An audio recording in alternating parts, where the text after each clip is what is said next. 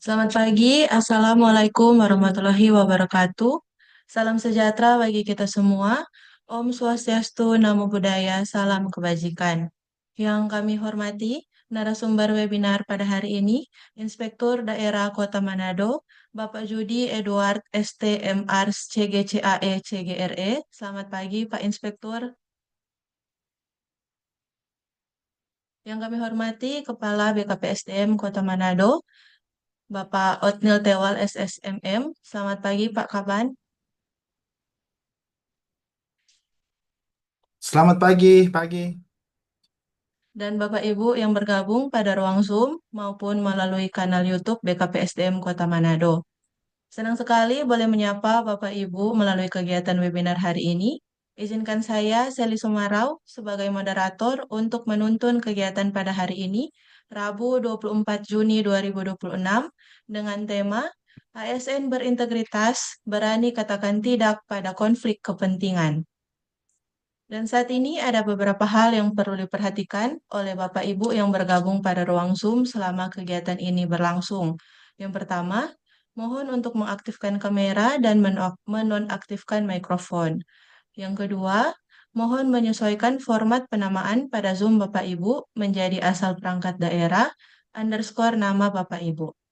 Yang ketiga, mohon melakukan pendaftaran webinar pada aplikasi Siladen.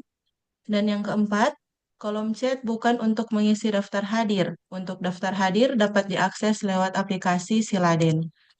Dan yang kelima, selama pemaparan materi dari narasumber, Bapak Ibu dapat menyampaikan pertanyaan melalui kolom chat, baik di Zoom maupun di YouTube. Baik, Bapak Ibu peserta, sebelum kita memulaikan kegiatan webinar ini, kita akan mendengarkan lagu Kebangsaan Indonesia Raya. Mohon untuk dapat mengambil sikap sempurna.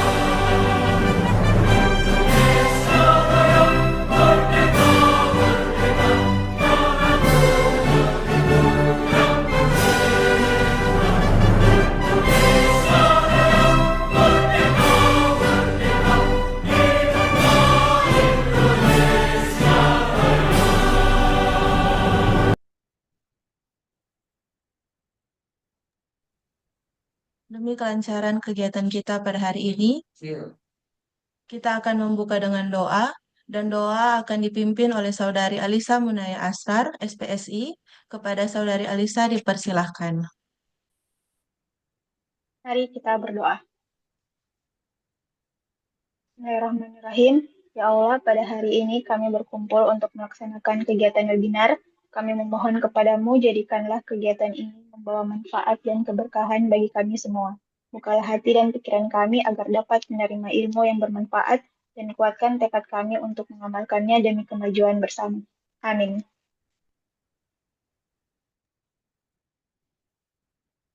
Saat ini kita akan mendengarkan sambutan dari Kepala BKPSDM Kota Manado. Kami sebut dengan hormat Bapak Otniel Tewal SSMM. Kepada Bapak dipersilahkan. Terima kasih atas kesempatan yang diberikan buat Ibu Moderator. Em, yang saya hormati narasumber pada kegiatan webinar pada pagi hari ini yang saya sebut dengan hormat Bapak Yudi Edward Rumagit STMArs CCGAE CGRE selaku Inspektur Kota Manado. Selamat pagi Pak, terima kasih Pak atas waktu. Yang saya hormati Bapak Ibu Kepala Perangkat Daerah, Bapak Ibu Pejabat Administrator, Pejabat Fungsional Ahli Madya, Bapak Ibu Pejabat Pengawas, Bapak Ibu Pejabat Fungsional Ahli Muda, Fungsional Ahli Pertama dan staf pelaksana dan seluruh jajaran pemerintah Kota Manado yang berkesempatan dan juga pastinya berkerinduan melaksanakan hak-hak untuk mengembangkan kompetensi melalui kegiatan webinar pada pagi hari ini. Sepatutnya sebagai umat yang percaya, kita memanjatkan puji syukur kepada Tuhan Yang Maha Esa karena kita masih diberikan kesempatan, kekuatan, terlebih nafas kehidupan, sehingga kita masih bisa baku dapa, melalui virtual di dalam rangka kita mengembangkan kompetensi diri kita sebagai aparatur sipil negara melalui kegiatan webinar ini.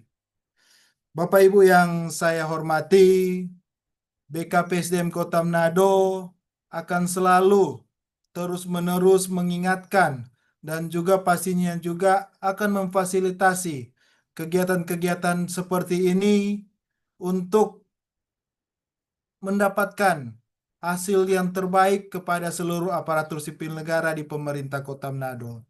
Untuk itu, berharap kegiatan webinar seperti ini, Bapak Ibu yang mengikuti ini, mengajak teman-teman atau mengajak seluruh jajaran untuk dapat mengikuti kegiatan webinar yang dilaksanakan oleh BKPSDM.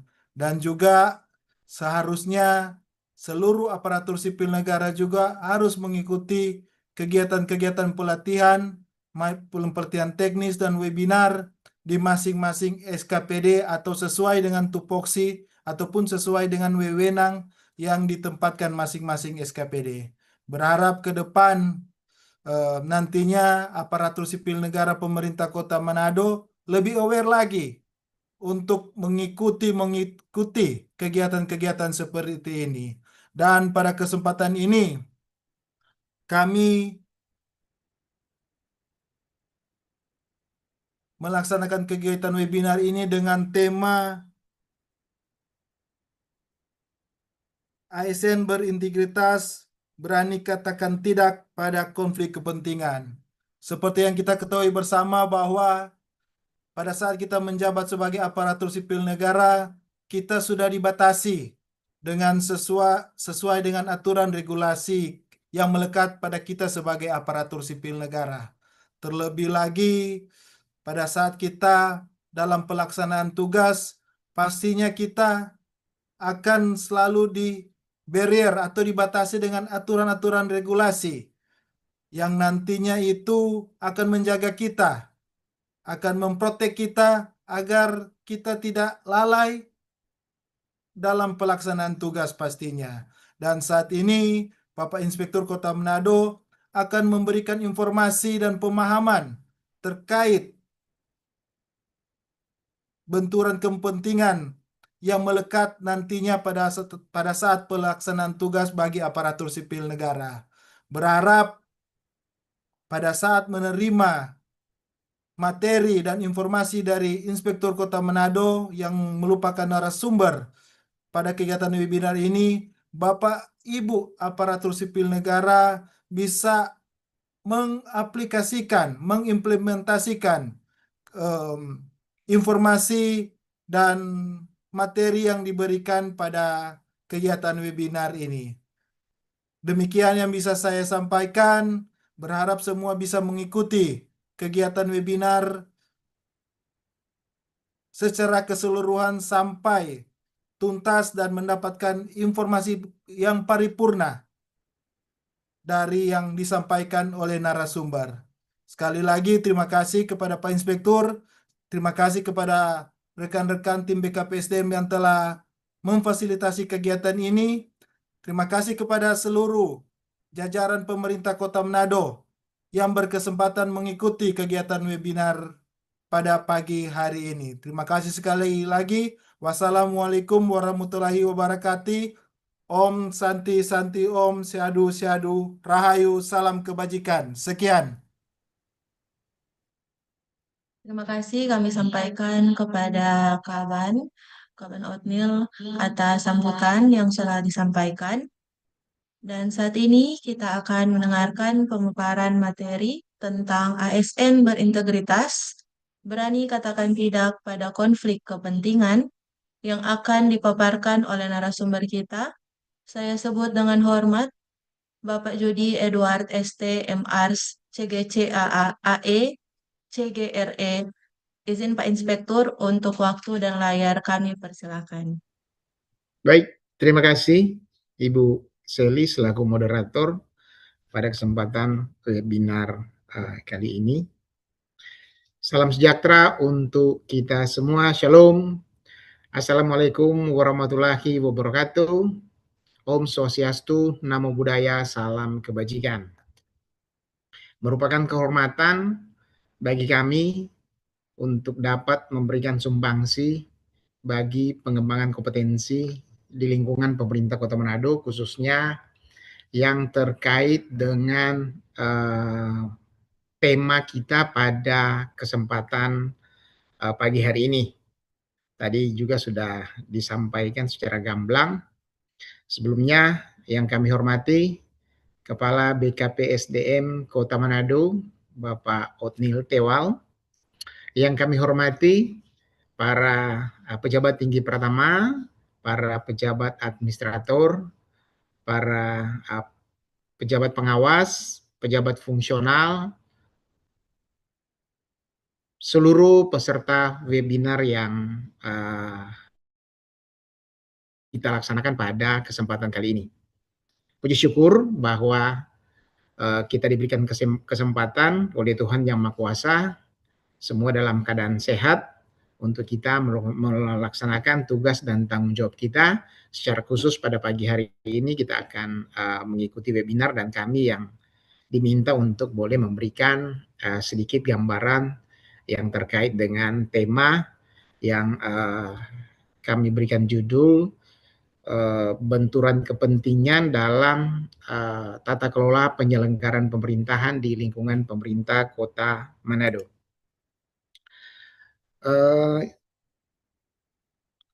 Layar so bisa kelihatan? Mohon izin. Izin belum Pak Inspektur. Alah. Mana ya?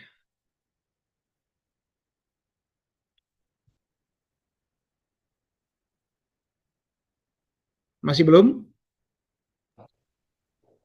Belum, Inspektur. Mana ini ya?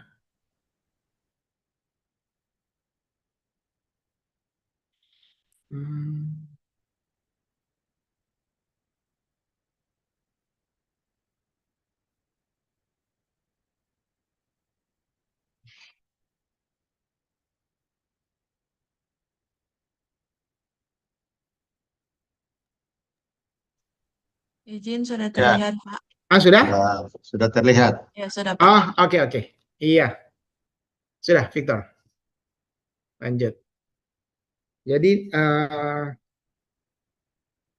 sebagaimana yang diminta terkait materi pada kesempatan pagi ini, sebagaimana yang kami kemukakan tadi, benturan kepentingan dalam tata kelola penyelenggaraan pemerintahan.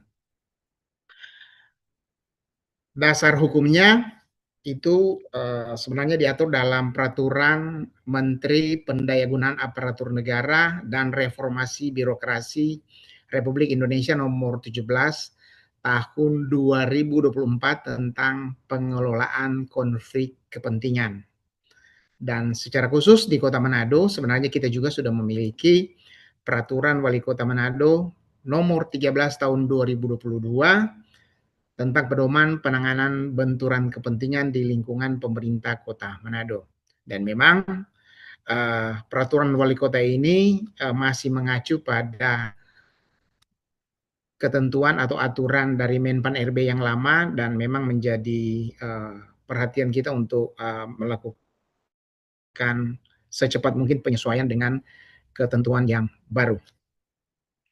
Nah, bicara terkait dengan benturan kepentingan, sebenarnya ini merupakan salah satu dari jenis atau tindakan koruptif menurut Undang-Undang Tipikor. Dari kurang lebih 7 jenis tindakan korupsi, salah satunya adalah benturan kepentingan. Dan memang benturan kepentingan ini relatif agak jarang mendapatkan perhatian, padahal benturan kepentingan ini adalah pintu masuk terjadinya sebuah tindakan koruptif sebagaimana yang diatur dalam ketentuan perundang-undangan.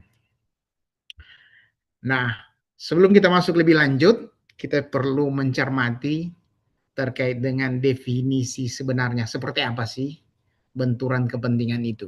Nah, kalau kita melihat definisi yang diatur dalam Permenpan RB nomor 17 tahun 2024 itu menyatakan bahwa benturan kepentingan adalah kondisi di mana pejabat pemerintahan yang memiliki kepentingan pribadi untuk menguntungkan diri sendiri dan atau orang lain dalam penggunaan wewenang sehingga dapat mempengaruhi netralitas dan kualitas keputusan dan atau tindakan yang dibuat dan atau dilakukannya. Dengan kata lain, maka pertimbangan yang nantinya akan dikedepankan adalah pertimbangan yang subjektif. Nah, selanjutnya dalam hilang panduan DP apa yang DP suara ini, Val. dalam panduan konflik kepentingan yang dikeluarkan KPK juga menjelaskan terkait definisi konflik kepentingan sebagai situasi di mana seorang penyelenggara negara yang mendapatkan kekuasaan dan kewenangan berdasarkan peraturan perundang-undangan memiliki atau diduga memiliki kepentingan pribadi atas setiap penggunaan wewenang yang dimilikinya sehingga dapat mempengaruhi kualitas dan kinerja yang seharusnya. Jadi di sini mencerminkan terkait dengan pembiasan atas profesionalisme yang seharusnya dikedepankan dalam menjalankan tanggung jawab dan tugas sebagai pejabat pemerintahan. Lanjut, bicara terkait dengan konflik kepentingan sebenarnya ada dibagi dalam dua jenis. Yang pertama itu disebut dengan konflik kepentingan aktual, di mana kepentingan pribadi atau pejabat pemerintahan tertentu untuk menguntungkan diri sendiri dan atau orang lain itu secara nyata di dalam setiap pengambilan keputusan dan atau tindakan administrasi pemerintahan. Contohnya seperti ini, misalnya ada pejabat pemerintahan tertentu yang bertanggung jawab menilai hasil pekerjaan suatu perusahaan, katakanlah perusahaan penyedia barang dan jasa di mana terdapat kerabat dan atau keluarganya yang bekerja atau menjadi pemilik dari perusahaan tersebut, itu namanya konflik kepentingan aktual. Kemudian yang kedua adalah konflik kepentingan potensial, di mana kepentingan pribadi pejabat pemerintahan tertentu untuk menguntungkan diri sendiri dan atau orang lain berdasarkan perkembangan kondisi di masa yang akan datang yang berpotensi mengakibatkan terjadinya konflik kepentingan aktual dalam pengambilan keputusan dan atau tindakan. Contoh misalnya ada seorang pejabat pemerintahan tertentu ketika diangkat menduduki jabatan di pemerintahan yang mengurusi katakanlah sektor kesehatan.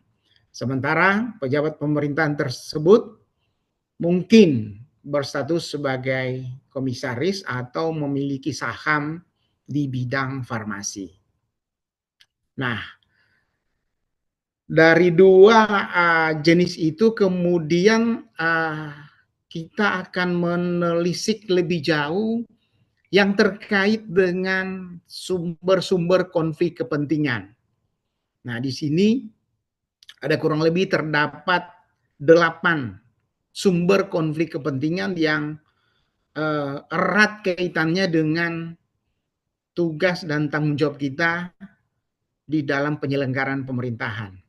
Itu yang pertama, ini kepentingan bisnis atau finansial.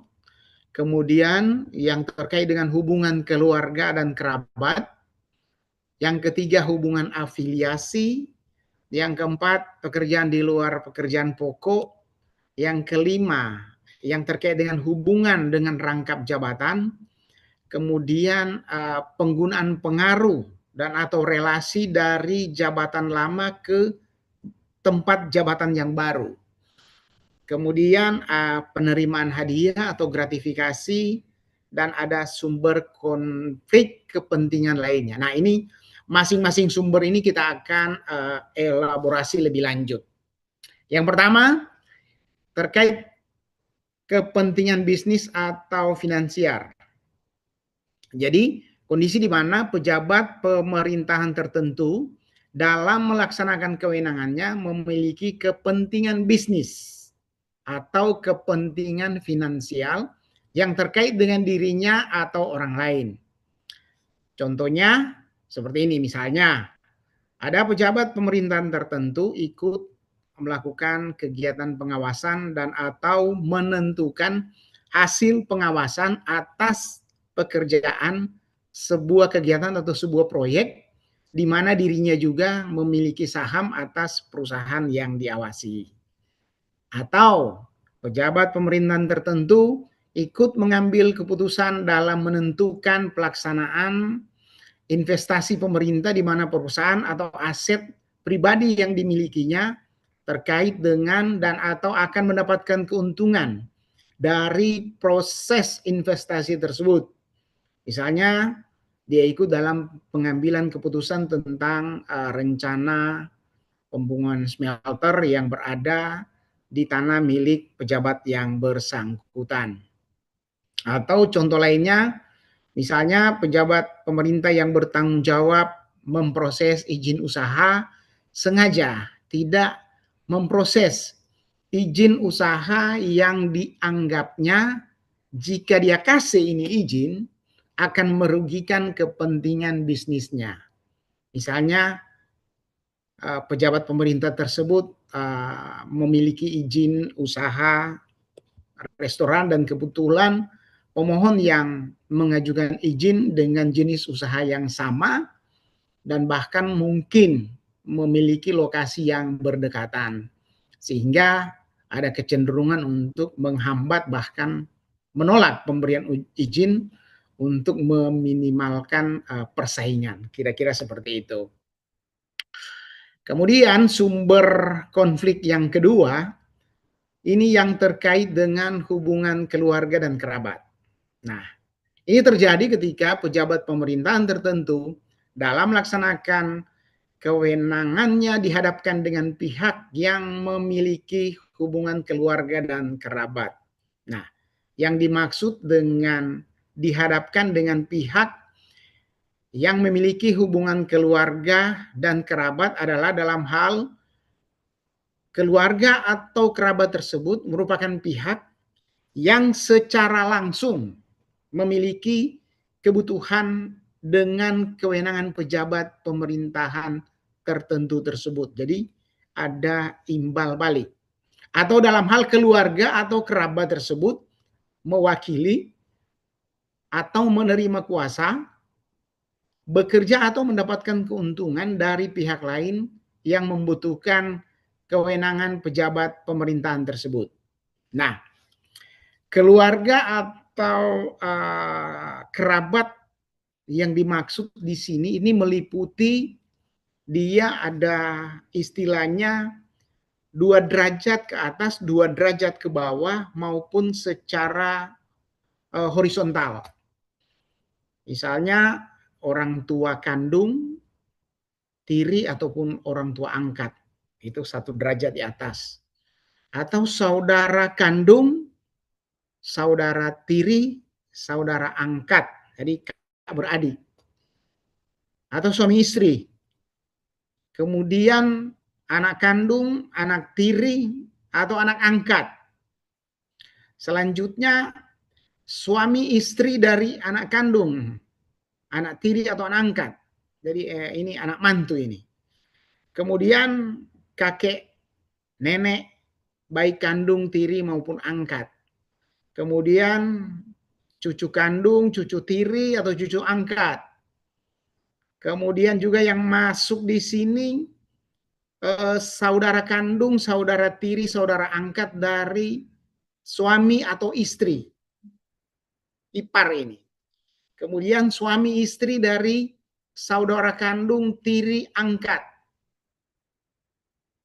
Kemudian juga saudara kandung, saudara tiri, saudara angkat dari orang tua. Nah, ini om-om, tante-tante. Kemudian orang tua dari suami istri. Nah, ini mertua. Jadi ini adalah lingkup keluarga atau kerabat yang berpotensi menimbulkan konflik kepentingan atas sumber konflik berdasarkan hubungan keluarga atau kerabat. Kemudian sumber konflik yang selanjutnya yang terkait dengan hubungan afiliasi. Ini yang juga cukup rentan dalam melaksanakan tanggung jawab kita sebagai pejabat pemerintahan, karena pasti akan bersentuhan dengan hal-hal yang memiliki hubungan afiliasi, di mana pejabat pemerintahan tersebut memiliki hubungan dekat. Jadi kalau afiliasi adalah kita bicara terkait dengan kedekatan. Misalnya mantan atasan pada kantor atau pekerjaan sebelumnya. Mantan bawahan pada kantor atau pekerjaan sebelumnya. Kemudian yang termasuk juga hubungan afiliasi adalah teman sejawat dan atau kantor sebelumnya, termasuk di dalamnya teman di dunia pendidikan atau teman permainan dalam sebuah komunitas atau hobi. Ini juga masuk. Kemudian yang juga masuk dalam hubungan afiliasi ketika seseorang itu memiliki hubungan istimewa, termasuk antara lain hubungan romantis atau hubungan yang lahir karena hutang budi. Nah, afiliasi yang lain juga yang masuk adalah pertemanan dalam organisasi, yayasan atau lembaga yang sama. Nah, konflik kepentingan yang bersumber dari adanya hubungan afiliasi pada dasarnya sebenarnya sama dengan konflik kepentingan yang bersumber dari adanya hubungan keluarga kerabat, di mana pejabat pemerintahan yang bersangkutan mungkin akan memberikan preferensi terhadap afiliasinya dalam mengambil keputusan dan atau tindakannya. Baik saat pihak yang memiliki hubungan afiliasi tersebut merupakan pihak yang secara langsung memiliki kepentingan dengan kewenangan pejabat pemerintahan tersebut, atau saat mereka menjalankan peran perbantuan atau perwakilan terhadap kepentingan pihak ketiga yang tidak memiliki hubungan afiliasi. Ini yang orang kenal dengan percaloan. Jadi dia nyanak memiliki hubungan secara langsung, tetapi dia mewakili pihak yang lain atau pihak ketiga. Tetapi begini, tidak seluruh pihak yang disebutkan tadi yang memiliki hubungan afiliasi itu otomatis akan dianggap sebagai pihak di mana pejabat pemerintahan memiliki hubungan afiliasi yang mengarah pada konflik kepentingan. Jadi itu tidak otomatis, tidak serta-merta. Ada faktor penentu adanya hubungan afiliasi yang terkait konflik kepentingan. Yang paling utama adalah tingkat kedekatan. Hubungan antara pejabat pemerintah dengan pihak yang terafiliasi. Nah, kedekatan ini dapat dipengaruhi oleh berbagai faktor. Misalnya, derajat hubungan struktural dalam konteks atasan bawahan di pekerjaan sebelumnya, atau pekerjaan yang lama atau kantor yang lama dengan intensitas hubungan yang cukup. Kemudian juga kualitas hubungan, ada tidaknya DP hutang budi, dan yang paling penting ini terkait pandangan publik atau pihak lain. Bahwa terkadang kita sekalipun punya hubungan atasan bawahan, tetapi orang lain menilai mereka itu nyanak dekat, tidak dekat, atau bahkan walaupun tidak memiliki hubungan secara langsung antara atasan dan bawahan, tetapi orang menilai bahwa mereka ini sangat dekat, kemana-mana, ngopi bareng, makan bareng, jalan bersama. Padahal tidak memiliki hubungan pekerjaan secara langsung, secara struktural atasan dan bawahan.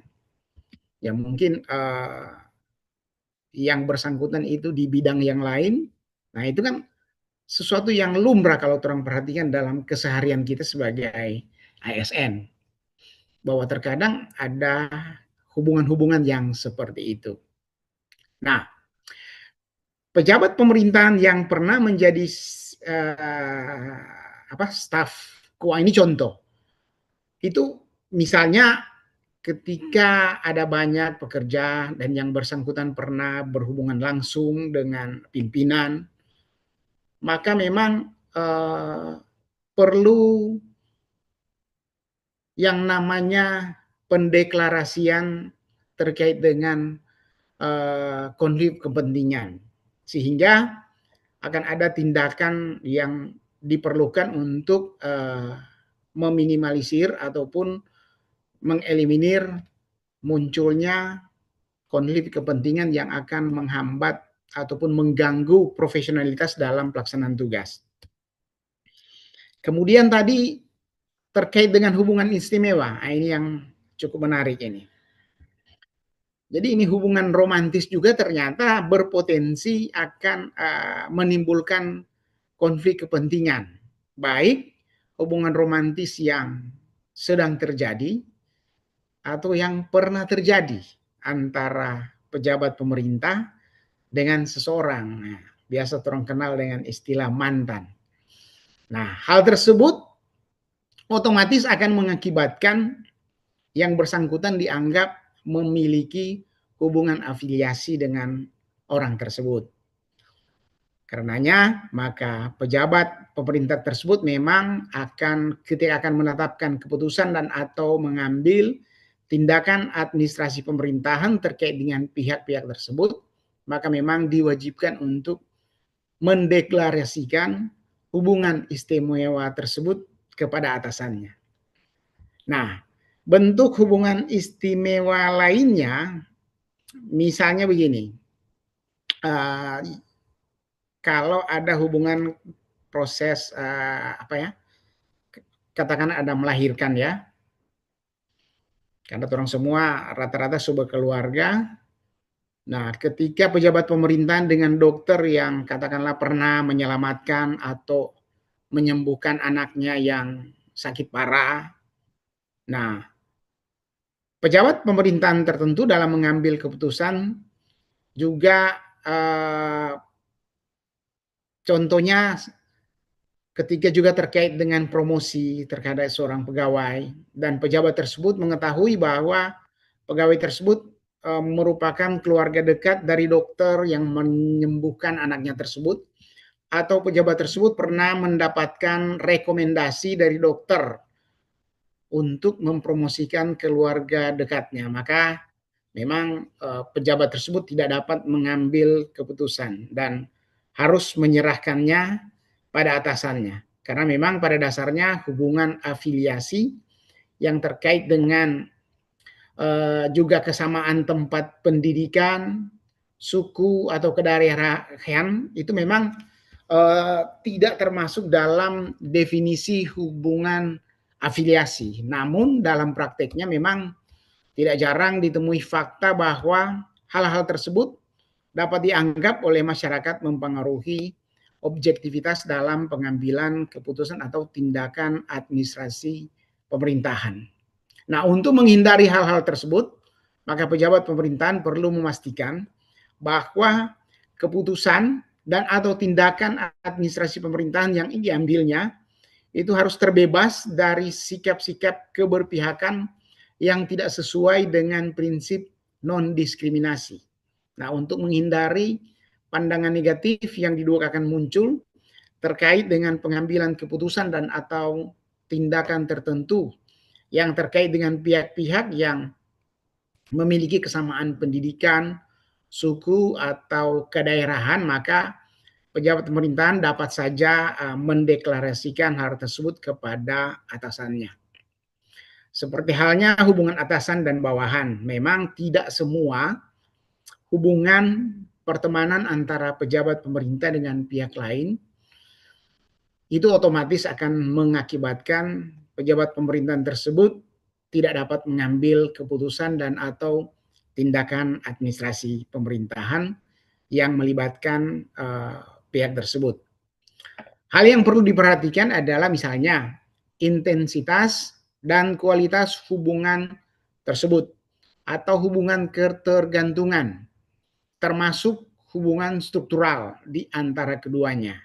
Nah, hal ini yang akan menjadi salah satu ukuran bagi atasan pejabat pemerintahan untuk menentukan dapat tidaknya pejabat pemerintahan tersebut tetap mengambil keputusan dan atau tindakan administrasi pemerintahan terkait.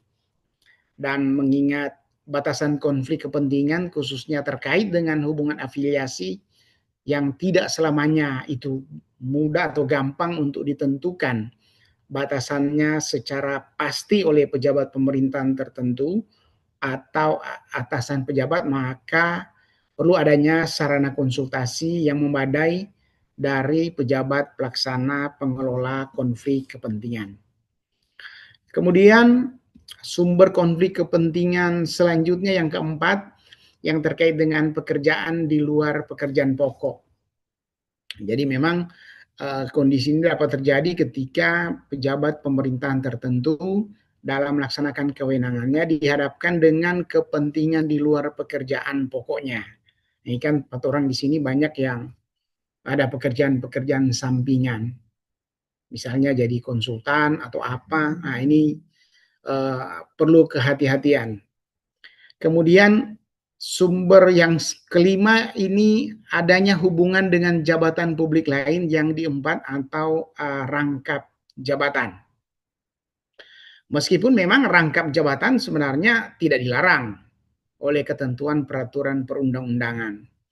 Misalnya ada pejabat yang ditugaskan kalau di BUMN jadi komisaris, atau di kita ada pejabat pemerintah itu ditugaskan untuk menjadi dewan pengawas di PD Pasar ataupun BUMN yang lain. Sehingga memang ketika pejabat yang bersangkutan dalam melaksanakan kewenangan itu akan dihadapkan dengan jabatan-jabatan lain. Nah, itu salah satu contohnya sebagaimana yang kami jabarkan. Bisa juga seringkali kan ada pejabat dari provinsi itu diperbantukan menjadi pejabat di pemerintah daerah sebagai PLT atau pejabat dari pemerintah pusat, biasanya dari Kementerian Dalam Negeri, mengemban jabatan sebagai PLT kepala daerah. Hal-hal itu yang memang terkadang menimbulkan sebagai terjadinya konflik kepentingan. Kemudian yang keenam, sumber yang keenam ini penggunaan pengaruh atau relasi dari jabatan lama di tempat yang baru untuk kepentingan pribadi. Jadi ini situasi konflik kepentingan yang terjadi ketika mantan pejabat pemerintahan tertentu masih memiliki pengaruh atau relasi dari jabatan lama untuk menguntungkan kepentingan pribadinya di tempat yang baru. Contoh, ada pejabat dia menggunakan informasi internal dari instansi pemerintahan yang saat itu untuk kepentingan perangkat daerah ataupun unit kerja di mana pejabat tersebut saat itu bekerja. Jadi dia memanfaatkan informasi dari tempat yang lain untuk digunakan di tempat yang baru. Atau ada pejabat pemerintahan tertentu itu meminta bantuan dan atau mendapatkan perlakuan istimewa dari mantan rekan kerjanya di kalau kita di sini di pemerintah daerah, di mana dia pernah menjabat dan digunakan itu untuk kepentingan pribadi atau perangkat daerah yang saat ini dia bekerja. Atau contoh lainnya ada pejabat pemerintah yang bertindak atas nama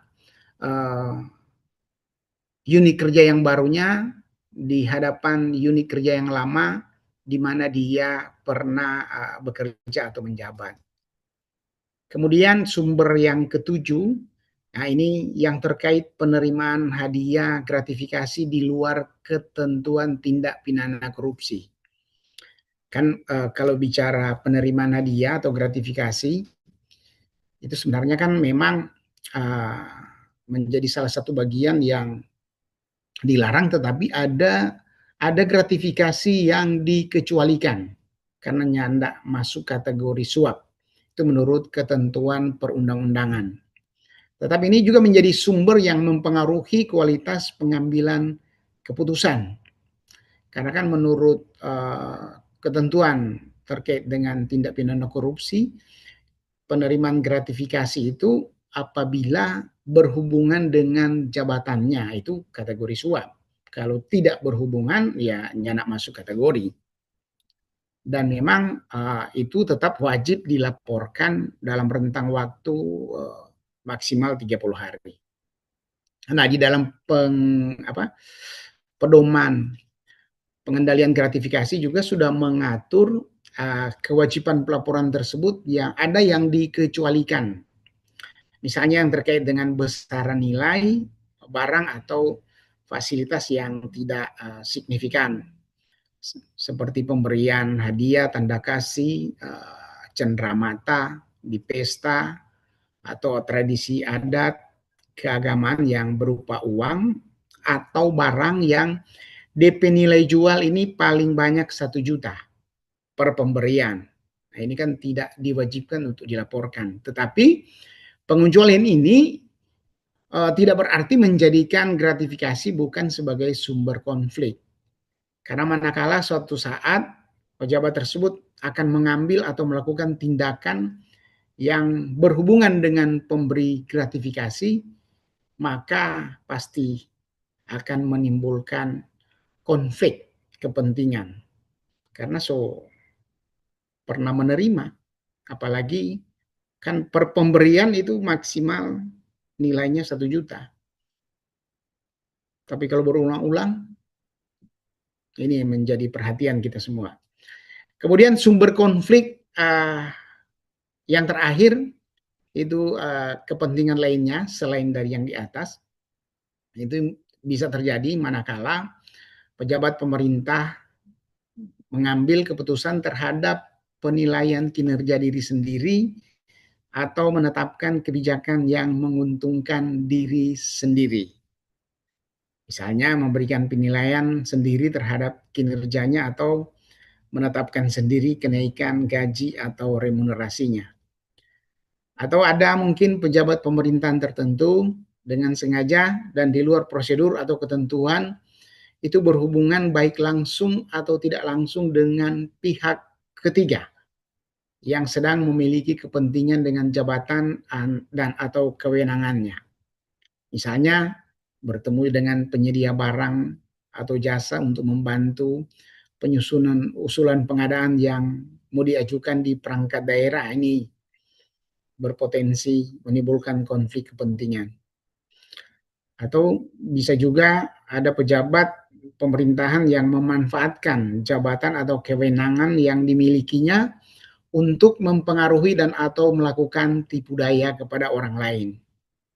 Jadi dia manfaatkan DP jabatan atau kuasa untuk mendapatkan fasilitas-fasilitas khusus ataupun dukungan politik misalnya. Nah, ini bisa juga pejabat pemerintahan yang menggunakan aset jabatan atau aset dinas yang dibawa atau dikuasai di luar penggunaan tugas dan kewenangannya. Nah, ini terkadang sering juga terjadi di kita pejabat-pejabat pemerintahan. Jadi contoh, menggunakan mobil dinas di luar untuk rekreasi keluar kota. Jadi pokoknya hal-hal yang begitulah.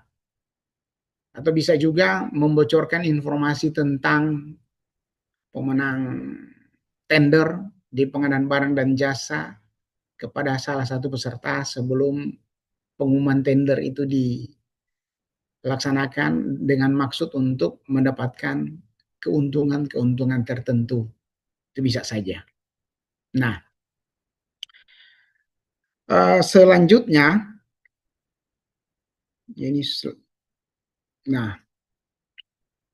ini adalah beberapa bidang atau jabatan yang rentan terjadinya konflik of interest. Antara lain itu ada perencanaan, pembuat aturan kebijakan, kemudian yang terkait dengan pengadaan barang dan jasa, perizinan, pengangkatan, promosi, mutasi, dan kebijakan manajemen SDM. Ini khususnya teman-teman di BKPSDM.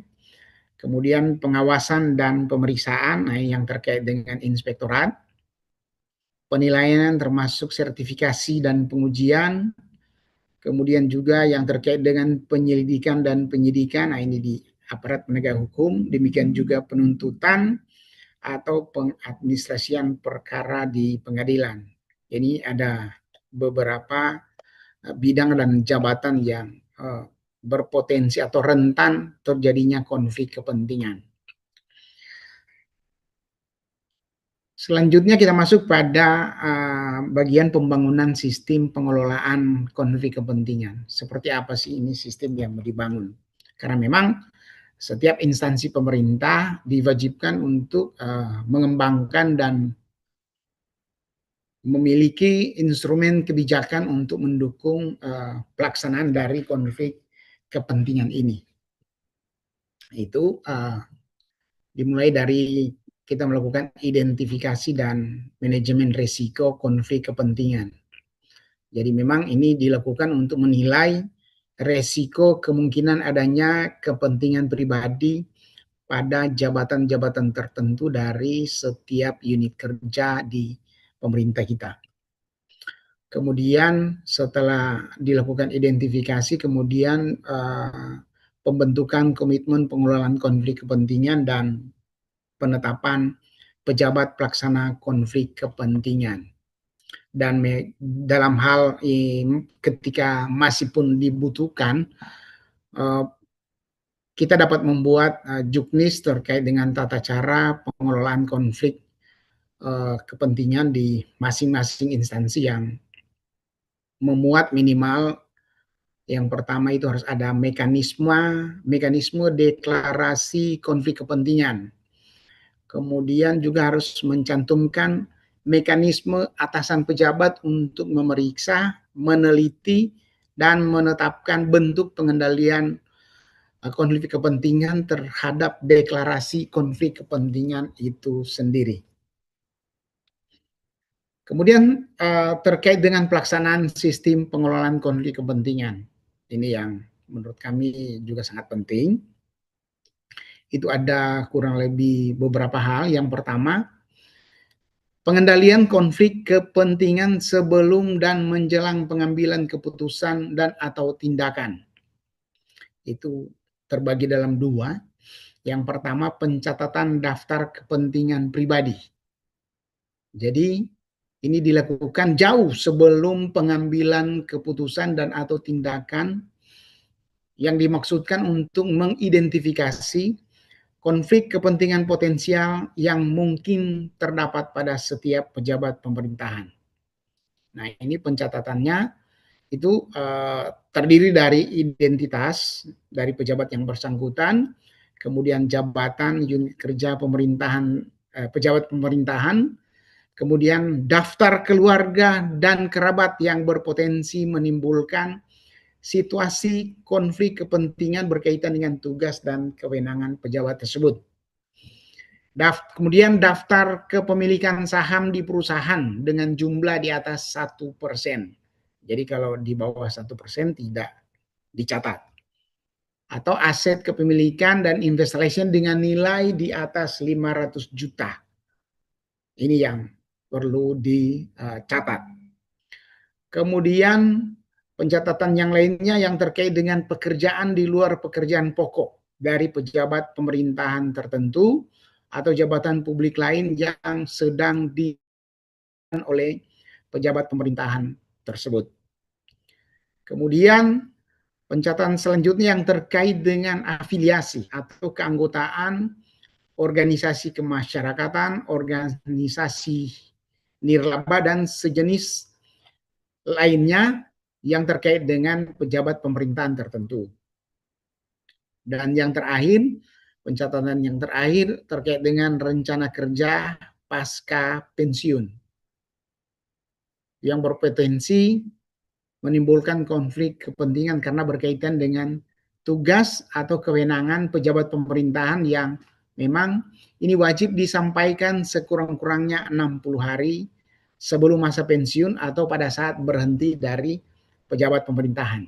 Nah, pencatatan identitas keluarga dan kerabat itu terbatas pada keluarga dan kerabat yang berpotensi menimbulkan konflik kepentingan.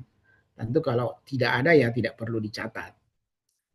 Nah, identitas, kalau misalnya identitas anak yang masih di bawah umur, sekalipun dia masuk dalam hubungan derajat keluarga sebagaimana yang kami sampaikan, ya tentu karena belum memiliki pekerjaan atau aset, maka nyenak perlu dicatat. Jadi nyenak semua anggota keluarga itu dicatat dalam ketika mendeklarasikan konflik kepentingan.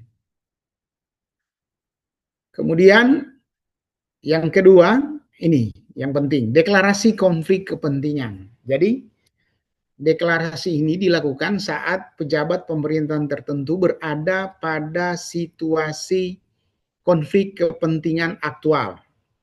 Jadi, deklarasi ini bertujuan agar pejabat pemerintahan tertentu yang memiliki konflik kepentingan tidak menetapkan atau melakukan keputusan atau tindakan. Jadi deklarasi konflik kepentingan dilakukan oleh pejabat pemerintahan dengan ketentuan bahwa yang pertama, dia harus wajib melakukan deklarasi kepada atasan pejabat segera setelah mengetahui adanya situasi konflik kepentingan.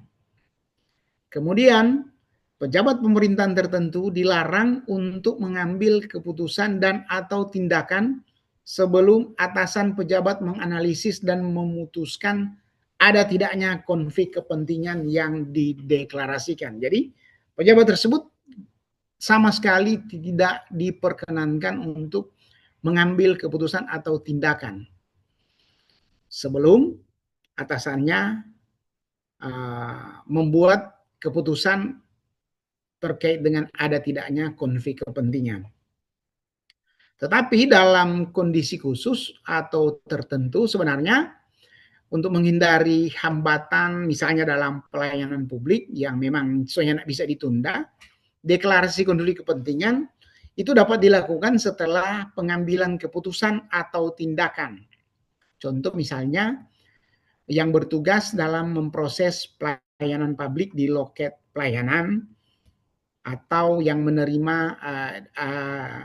pelayan-pelayan yang sejenis ketika menerima anggota atau kerabat terdekat yang masuk kategori hubungan keluarga di 2 derajat membutuhkan pelayanan yang menurut prosedur memang harus segera karena sesuai SOP-nya seperti itu. Di sisi lain kan pelayanan tersebut tidak dapat diberikan kepada pejabat yang lain yang tidak mengalami situasi konflik kepentingan. Maka ketika diperhadapkan dengan kondisi yang seperti ini, pengambilan keputusan dan atau tindakan itu tetap masih dapat dilakukan sehingga tidak menghambat pemberian pelayanan. Tetapi situasi ini setelah itu dia harus wajib melaksanakan deklarasi konflik kepentingan setelah keputusan ataupun tindakan itu diambil.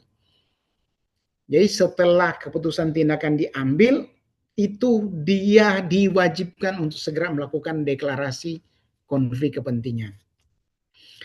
Kemudian yang kedua, terkait dengan pengendalian konflik kepentingan sebagai tindak lanjut deklarasi.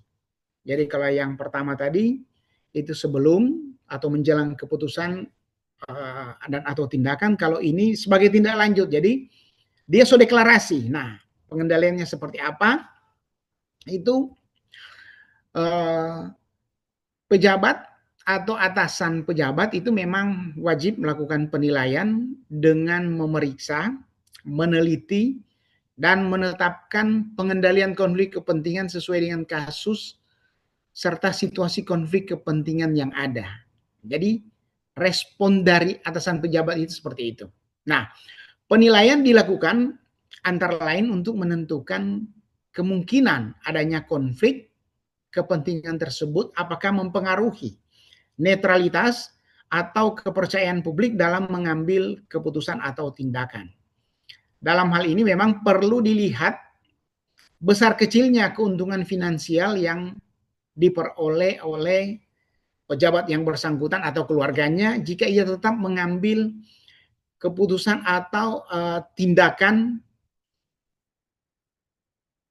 sehingga menimbulkan sebuah konflik kepentingan, atau seberapa dekat atau seberapa jauh hubungan pejabat dengan pihak yang akan mengambil ataupun mendapat keuntungan dari keputusan yang akan diambil, atau seberapa besar diskresi yang dimiliki pejabat dalam mengambil keputusan atau tindakan tersebut. Nah, dalam melakukan penilaian, atasan pejabat memang perlu mempertimbangkan besar kecilnya dampak negatif yang mungkin timbul jika keputusan tindakan yang terkait dengan situasi konflik kepentingan yang dideklarasikan tetap diambil oleh pejabat yang terkait. Hal ini dapat dinilai dengan misalnya kita mengestimasi dampak negatif dari situasi konflik kepentingan tersebut terhadap pencapaian tujuan dan keputusan atau tindakan yang diambil oleh pejabat tersebut. Aspek lain juga yang mungkin perlu mendapat perhatian adalah cakupan dan jumlah pihak yang mungkin dirugikan dengan keputusan atau tindakan yang akan diambil. Nah, besar kecilnya dampak negatif yang timbul atas keputusan tindakan yang terkait dengan situasi konflik kepentingan ini dipengaruhi pula ada tidaknya mekanisme dan akuntabilitas yang dapat meminimalisir kemungkinan penyalahgunaan dalam pengambilan keputusan atau tindakan tersebut. Nah, apabila menurut penilaian atasan bahwa tidak terdapat situasi konflik kepentingan, maka yang mengakibatkan terpengaruhnya netralitasnya dalam pengambilan keputusan atau tindakan, maka pejabat atau atasan pejabat itu tetap memerintah ini pejabat pemerintahan yang bersangkutan untuk melanjutkan pengambilan keputusan atau tindakan. Jadi dari hasil penilaian itu terbagi dua. Jika terdapat situasi konflik kepentingan kepentingan ataupun kalaupun tidak terdapat tetapi kemungkinannya kecil atau resikonya kecil, maka pejabat tersebut tetap dimungkinkan untuk melanjutkan pengambilan keputusan. Nah, apabila dari hasil penilaian atasan pejabat ternyata menimbulkan situasi konflik kepentingan yang rentan dan beresiko dalam mempengaruhi pengambilan keputusan dan atau tindakan yang menimbulkan dampak negatif yang cukup besar, maka terdapat beberapa pilihan. Itu yang pertama adalah penggantian atau penggantian kewenangan pengambilan keputusan atau atasan yang mengambil alih kewenangan. Jadi atasan mengambil alih kewenangan pengambilan keputusan atau tindakan dari pejabat pemerintahan sepanjang pejabat yang bersangkutan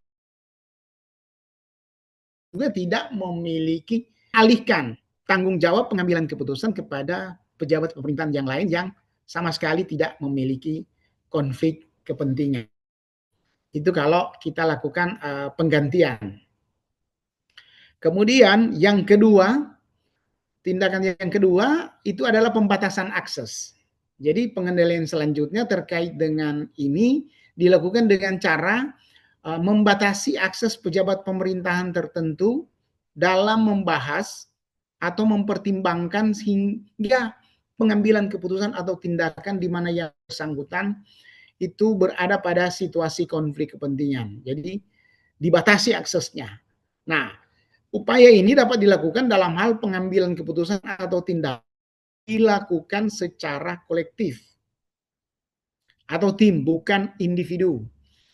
Jadi kalau keputusan mutlak dilakukan secara tunggal, maka pembatasan ini ataupun ini tidak dimungkinkan untuk dilakukan. Jadi dia dapat dilakukan kalau memang pengambilan keputusan secara kolektif. Nah, konflik kepentingan ini yang mempengaruhi keabsahan keputusan atau tindakan yang nantinya akan diambil. Kemudian pembatasan akses juga dilakukan termasuk pembatasan terhadap akses informasi, dokumen, serta pembatasan untuk menyatakan pendapat dan atau jadi kalau keputusan harus dilakukan dengan suara terbanyak, nah maka pejabat yang bersangkutan yang memiliki resiko atau rentan konflik of interest dia tidak menjadi bagian dari proses pengambilan keputusan tersebut. Kemudian pengendalian yang ketiga ini terkait dengan upaya pencegahan. Nah, kalau yang terkait dengan upaya pencegahan itu yang terbagi dua. Yang pertama, patahan kepentingan pribadi. Jadi dalam beberapa kondisi memang atasan pejabat ketika melihat adanya risiko yang tinggi atau terjadinya konflik kepentingan aktual atau dapat berulang kondisi konflik kepentingan yang berkaitan dengan kepentingan pribadi yang dimiliki oleh pejabat. Sehingga untuk mencegah terjadi kondisinya demikian, atasan pejabat dapat memberikan saran kepada pejabat pemerintahan tertentu untuk melepaskan sumber konflik kepentingan yang dimiliki oleh pemerintahan terkait. Nah, pengendalian melalui pelepasan kepentingan pribadi itu dimungkinkan dan dapat dilaksanakan dalam hal konflik kepentingan yang sumbernya berkepentingan bisnis atau finansial atau pekerjaan lain di luar pekerjaan pokok, misalnya atau ada rangkap jabatan ya itu harus dipilih, harus dilepaskan benar-benar terpisah supaya tidak memiliki keterkaitan secara langsung dalam pengambilan keputusan. Kemudian tindakan selanjutnya, kalau yang pertama pembatasan kepentingan, yang kedua adalah pergeseran.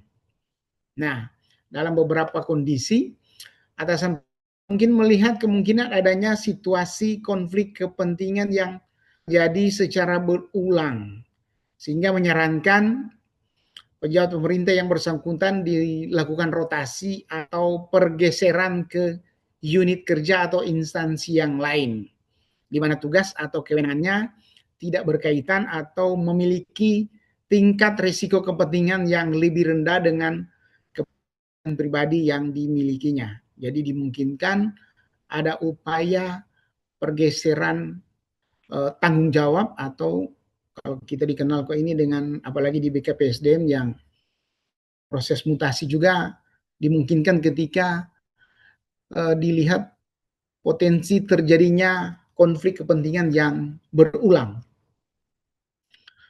Kemudian bentuk pengendalian pergeseran ini tidak dapat diterapkan pada saat pejabat pemerintahan mendeklarasikan adanya konflik kepentingan aktual. Jadi kalau dia deklarasi, ya tentu secara otomatis akan ada penerapan terkait pengendalian pergeseran. Karena ini sebagai upaya prevensi sebelum konflik kepentingan aktual di kemudian hari itu terjadi. Jadi memang ini pentingnya deklarasi konflik kepentingan yang secara terus-menerus kita harus ungkapkan kepada pimpinan. Kemudian pelaksanaan sistem yang keempat terkait pengendalian konflik kepentingan melalui masa tunggu. Ini biasanya akan terjadi kepada pejabat-pejabat yang akan memasuki usia pensiun. Maka perlu adanya penetapan masa tunggu itu berdasar ketentuan diatur selama 2 tahun. Jadi 2 tahun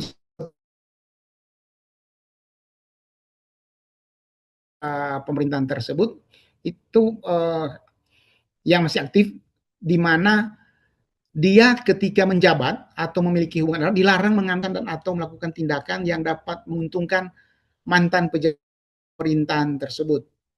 Misalnya, memberikan izin terkait usaha yang diajukan oleh mantan pejabat pemerintahan yang sedang menjalani masa tunggu. Jadi kalau dalam masa 2 tahun setelah pensiun, itu dilarang menerima atau mengurus izin kalau misalnya dia katakanlah pensiun di perangkat daerah yang membidangi urusan perizinan. Setelah dia pensiun, karena dia terkait langsung dengan tanggung jawab di perangkat daerah tersebut, dia harus punya masa 2 tahun. Kemudian bisa juga yang terkait dengan mengikut sertakan mantan pejabat pemerintahan tertentu yang sedang menjalani masa tunggu sebagai peserta pengadaan barang dan jasa. Ini di bagian PBJ. Atau mengawasi pelaksanaan izin terkait usaha atau kegiatan di mana mantan pejabat pemerintahan tersebut bekerja selama masa tunggu. Kemudian meminta jasa konsultasi kepada mantan pejabat pemerintahan tertentu yang sedang menjalani masa tunggu. Ini yang dapat menguntungkan. Kemudian mantan pejabat pemerintahan yang sedang menjalani masa tunggu, misalnya menjadi konsultan, direksi, atau pemegang saham, itu sepanjang dengan tugas dan kewenangannya masih aktif menjadi pejabat pemerintahan. Nah, sebagai contoh dalam masa tunggu dimaksud, pejabat pemerintahan tertentu yang berwenang untuk menerbitkan izin tidak dapat menerbitkan izin usaha kepada perusahaan yang didirikan oleh mantan pejabat pemerintah yang sebelumnya bekerja di perangkat daerah yang memiliki tugas pokok dan fungsi yang terkait dengan bidang tugas tersebut. Nah, larangan ini yang sama juga berlaku bagi pemohon izin yang diajukan oleh katakanlah perusahaan-perusahaan di mana mantan pejabat pemerintah yang pada saat ini bekerja, misalnya sebagai komisaris, direktur, atau jabatan lain yang seperti itu. Nah, selanjutnya kita masuk pada pengawasan pengelolaan konflik kepentingan. Nah, pengawasan ini dilakukan untuk menjamin efektivitas pelaksanaan pengelolaan konflik kepentingan. Terbagi dua di sini, itu pengawasan langsung, itu dilakukan oleh atasan pejabat kepada pejabat pemerintahan tertentu. Dan yang kedua berupa pengaduan, di mana setiap instansi pemerintah memang wajib menyediakan mekanisme pengaduan atas dugaan konflik kepentingan atau dugaan pelanggaran terhadap pengelolaan konflik kepentingan. Nah, mekanisme pengaduan konflik kepentingan ini dapat diintegrasikan ke dalam mekanisme pengaduan yang sudah ada di masing-masing instansi. Kemudian sistem pengaduan juga harus menjamin adanya keamanan dan kerahasiaan bagi pelapor, termasuk jaminan perlindungan dari tindakan yang bersifat pembalasan dari terlapor atas pengaduan yang disampaikan. Dan yang paling penting, pengaduan wajib ditindaklanjuti sesuai dengan ketentuan perundang-undangan yang mengatur mengenai pelayanan publik. Kemudian selanjutnya kita masuk pada monitoring dan evaluasi pengelolaan konflik kepentingan. Itu monitoring yang memang wajib dilakukan oleh pimpinan instansi dan akan dibantu oleh pejabat pelaksana pengelola konflik kepentingan. Nah, monitoring dan evaluasi pengelolaan konflik kepentingan ini wajib dilaksanakan secara berkala. Dia paling sedikit 1 kali dalam 1 tahun. Berarti minimal setiap tahun harus dilaksanakan kegiatan monitoring dan evaluasi pengelolaan konflik kepentingan. Kemudian yang terakhir adalah apresiasi pengelolaan konflik kepentingan. Nah, pemberian apresiasi ini bertujuan untuk meningkatkan partisipasi dan keterlibatan pejabat pemerintahan tertentu dan instansi pemerintah daerah dalam pengelolaan konflik kepentingan. Nah, apresiasi ini diberikan kepada pejabat pemerintahan tertentu dan instansi pemerintah yang sudah memberikan contoh yang baik serta berperan proaktif dalam upaya melaksanakan dan mendukung pengelolaan konflik kepentingan. Apresiasi ini diberikan dalam bentuk bisa bagian dari penilaian capaian reformasi birokrasi bagi pemerintah daerah atau perangkat daerah, dan yang kedua dalam bentuk bagian dari capaian kinerja kepada pejabat pemerintahan tertentu yang bersangkutan. Demikian, terima kasih. Semoga apa yang kami sampaikan bisa menambah insight bagi kita semua di dalam memahami apa itu benturan kepentingan, sehingga hal-hal yang nantinya akan mengakibatkan terjadinya konflik kepentingan itu dapat kita hindari. Demikian, terima kasih. Tuhan memberkati kita semua. Shalom. Kami kembalikan kepada moderator. Terima kasih kami ucapkan kepada Bapak Inspektur atas pemaparan yang sangat inspiratif dan bermanfaat. Dan saat ini kita akan masuk pada sesi tanya jawab.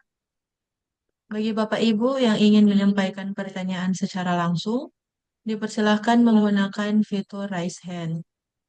Atau juga dapat menyampaikan pertanyaan melalui kolom chat, baik lewat Zoom atau lewat kanal YouTube BKPSDM Kota Manado.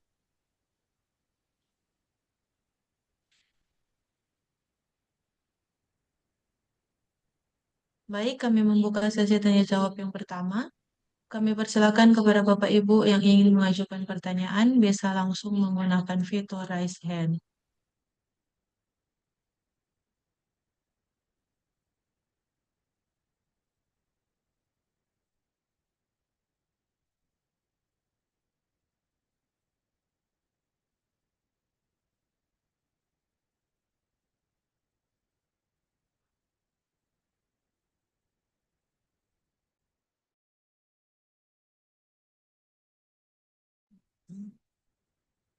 Izin Pak Inspektur, saya akan membacakan pertanyaan yang masuk melalui kolom chat YouTube, Pak. Baik, Bagaimana menurut pandangan Pak Inspektur terkait dengan sikap seorang pegawai yang ketika mendapat telepon dari pejabat yang memerlukan layanan, langsung diproses dengan cepat atau sesegera mungkin, hanya karena jabatannya dan tanpa alasan urgensi yang jelas. Sementara orang lain yang datang memerlukan layanan yang sama justru harus mendatangi kantor melalui serangkaian prosedur, itu pun masih ditunda-tunda atau diperlambat prosesnya. Bagaimana menurut pandangan Bapak terkait dengan hal tersebut? Terima kasih. baik, langsung dijawab. Iya, silakan Pak. Oke, ya terima kasih. Ini pertanyaan yang menarik karena memang dalam keseharian kita sebagai ASN akan diperhadapkan dengan situasi-situasi yang seperti apa yang tadi ditanyakan. Jadi bagaimana sikap seorang ASN ketika menerima katakanlah permintaan atau instruksi dari pejabat yang memiliki relasi kuasa, ya kalau bisa saya simpulkan, untuk katakanlah mendapatkan perlakuan khusus yang bersifat katakanlah kemudahan dan lain-lain. Nah, sikap kita bagaimana? Nah, kalau yang terkait dengan konflik kepentingan, kalau mantan pejabat yang kita memang memiliki hubungan yang dekat. Jadi ini ada dua, ada yang mantan pejabat, artinya kita sebagai ASN itu orang tahu, orang ada kedekatan khusus. Itu sebagaimana yang tadi disampaikan, bahwa memang kita harus mendeklarasikan terkait dengan sumber-sumber konflik kepentingan yang akan kita berpotensi kita hadapi. Sehingga memang ketika kita sudah deklarasikan, nanti atasan kita yang akan menentukan apakah kewenangan kita akan diserahkan ke pihak lain yang lain atau tidak. Nah, kalau misalnya masih menjabat, artinya di sini sebagaimana yang tadi saya sampaikan, berarti ini kan terkait dengan relasi kuasa yang namanya, apalagi ASN yang bertugas di garda terdepan dalam menerima layanan, kemudian ada instruksi untuk katakanlah mendapatkan perlakuan khusus atau meminta biasanya kan minta dispensasi atau hal-hal yang sejenis, maka sebenarnya kembali lagi kepada tanggung jawab kita, bahwa kita diberikan kepercayaan untuk melaksanakan tugas dan tanggung jawab secara profesional. Sehingga memang kami menyarankan siapapun dia tetap harus mengikuti aturan dan prosedur yang berlaku. Nah, sebenarnya menurut kami, ada ruang bagi kita untuk bisa terhindar dari hal-hal yang seperti ini. Salah satu upaya adalah bagaimana kita membuat seluruh sistem layanan itu dalam bentuk digital. Jadi kalau semua sudah didigitalisasi, maka semua proses secara otomatis harus mengikuti prosedur yang ada. So, enggak mungkin lagi ada ruang untuk mau potong-potong kompas. Jadi itu mungkin secara singkat yang dapat kami sampaikan. Jadi intinya sekalipun kita berada pada posisi yang misalnya yang secara tanggung jawab kita berhadapan langsung, kemudian ada pimpinan atau pimpinan tertinggi yang memerintahkan, meminta perlakuan-perlakuan khusus, yaitu harusnya kita sebagai ASN harus tetap teguh melaksanakan integritas kita, tanggung jawab kita, siapapun dia tetap harus mengikuti prosedur yang ada. Demikian tanggapan kami. Terima kasih. Terima kasih atas jawabannya, Pak Inspektur. Kami kembali membuka kesempatan kepada Bapak Ibu peserta yang ingin menyampaikan pertanyaan. Boleh langsung menggunakan fitur raise hand atau lewat kolom chat yang ada di Zoom maupun di YouTube BKPSDM Kota Manado.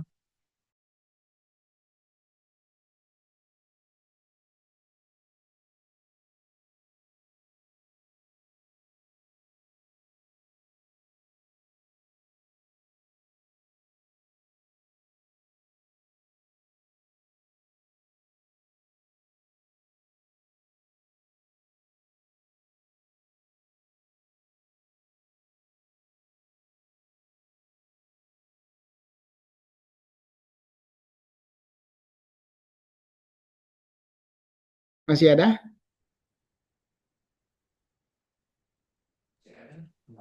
Ya, sampai saat ini belum ada Pak Inspektur. Mohon izin saya mengingatkan untuk Bapak Ibu peserta ASN Pemerintah Kota Manado, kami mengingatkan kembali bahwa seluruh ASN wajib memenuhi pengembangan kompetensi minimal 3 jam pelajaran setiap bulan. Kewajiban pengembangan kompetensi untuk khusus ASN P3K. Berdasarkan Undang-Undang Nomor 20 Tahun 2023 tentang Aparatur Sipil Negara dan Peraturan Lembaga Administrasi Negara Nomor 15 Tahun 2020 serta Surat Edaran Sekretaris Daerah Nomor 800 garing B04 garing BKPSDM garing 539 garing 2026. Dengan ini diingatkan kepada seluruh pegawai pemerintah dengan perjanjian kerja atau P3K untuk wajib memenuhi minimal 3 jam pelajaran pengembangan kompetensi setiap bulan. Untuk menjadi perhatian untuk Bapak Ibu peserta, sanksi administrasi sistem kelalaian dalam pemenuhan 3JP per bulan dapat berakibat pada pemblokiran otomatis pada hak akses aplikasi AARS atau absen pada bulan berikutnya. Pengembangan kompetensi bukan lagi sekedar hak, melainkan kewajiban mutlak yang melekat pada kinerja pegawai pemerintah dengan perjanjian kerja.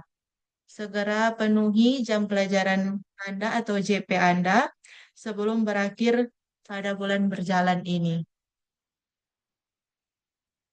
Apakah masih ada pertanyaan yang ingin disampaikan dari peserta webinar yang mengikuti lewat YouTube maupun lewat Zoom?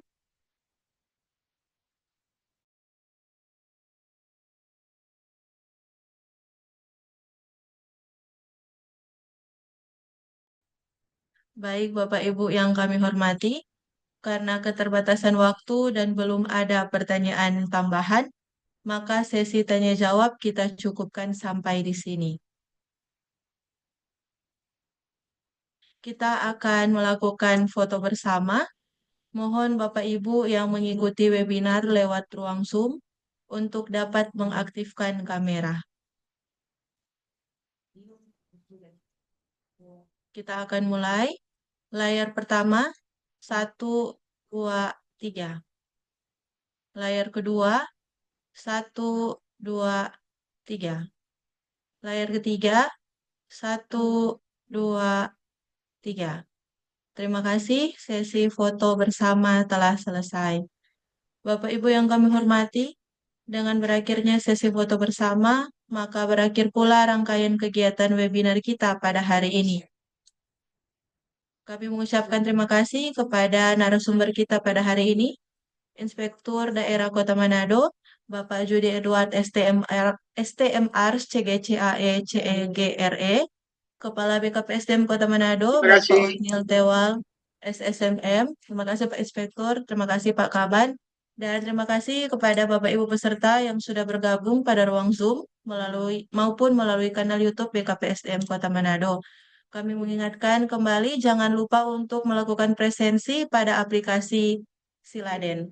Semoga apa yang kita peroleh hari ini dapat memberikan manfaat dalam pelaksanaan tugas kita sebagai ASN. Sampai jumpa di webinar selanjutnya. Wassalamualaikum warahmatullahi wabarakatuh. Om Santi Santi Om. Salam, salam sejahtera bagi kita semua. Selamat siang.